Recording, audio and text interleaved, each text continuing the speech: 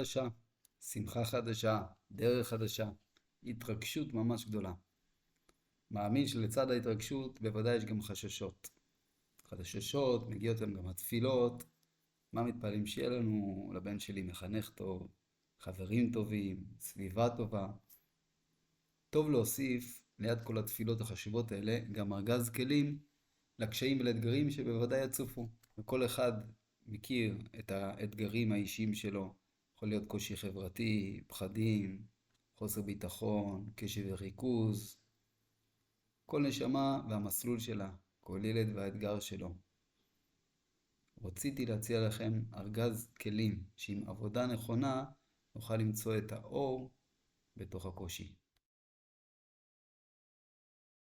למצוא את האור בתוך הקושי. יש דבר שקוראים לו ניסיון. כל אדם והניסיונות שלו. אנחנו לא רוצים ניסיונות, אבל כשכבר מגיע הניסיון, למדתי יסוד מאוד חשוב שכולל 3 חלקים מהרב אברג'ל. ניסיון מגיע עם 3 דברים מאוד מאוד חשובים. דבר אחד, לעולם הניסיון יגיע יחד עם כוחות הנפש של אותו אדם המתמודד לעמוד ולעבור את הניסיון.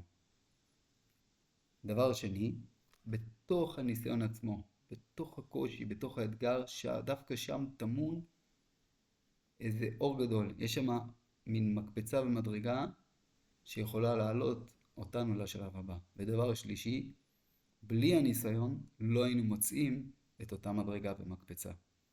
שתהיה לנו סייעתא דשמיא, מוזמנים להתקשר, לשוחח, לדבר, בשמחה רבה, שנה טובה.